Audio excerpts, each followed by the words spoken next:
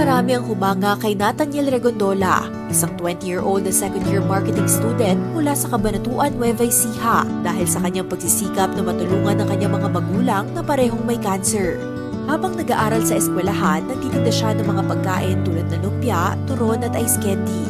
Matyaga niya itong ginagawa para masustentuhan ang kanyang edukasyon at makatulong sa gastusin ng kanyang pamilya.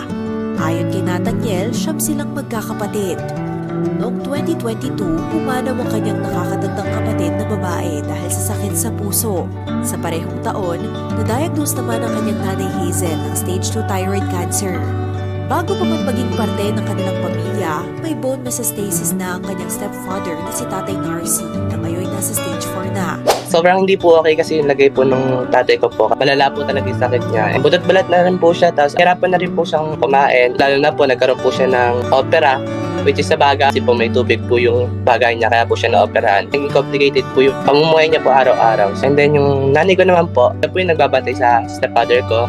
So nakikita naman po namin sa kalagayan po ng nanay ko namin, medyo nahihirapan na rin po siya kasi nga po may sakit din po siya. Kami naman po kasi, kami po yung nagtatrabaho na magkakapatid para po supportahan din po yung magulang po namin. 6 sa kanilang magkakapatid na nag-aaral pa, kaya naman matyaga silang nagtitinda para kumita. Bata pa lang si Nathaniel, naranasan niya ng mga lakal dahil sa hirap ng buhay. Hindi raw kasi nakapagtapos ng pag-aaral ang kanyang ina, kaya hindi rin siya nakakuha ng trabaho noon na sapat para sa kanyang pamilya. Ngunit bago pa man siya magkasakit, pinilit niyang magpursige para maitaguyod ang kanyang mga anak. Nung bata po ako, wala po talaga akong alam about life or anong pamumuhay ang meron po kami. But then, as I grow up po, doon ko po na-realize na ang hirap po ng buhay. Super thankful kasi nga po. Naibigay niya po yung arang kayamanan niya po sa amin, na which is yung kasipagan. Ayun po yung parang naging punan po namin.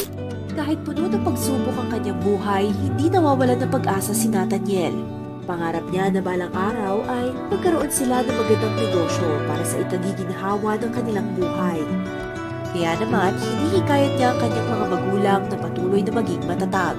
Ang gusto ko lang din po sabihin sa kanila talaga is, isang bagay lang po talaga. Yun po yung lumaban po sila parehas. Kasi nga po, sila po yung rason bakit po kami lumalaban, bakit po kami nagsisipag, and then bakit po kami nangangarap dahil din po sa kanila.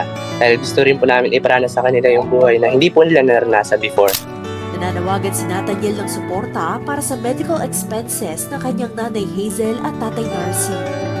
Kahit hindi na po para sa akin, kahit sa nanay ko na lang po na sa buwan ng gamutan po nila. Kasi po, minsan po talaga hindi po sumasapat yung pera po namin para po pandagdag po sa panggamot po nila. Sa akin naman po, sa pag-aaral ko, kaya ko naman pong gawan ng paraan. Para sa mga nais tumulong, maaaring magpadala o makipag-ugnayan kay Nathaniel sa pamamagitan ng detalyeng nasa screen.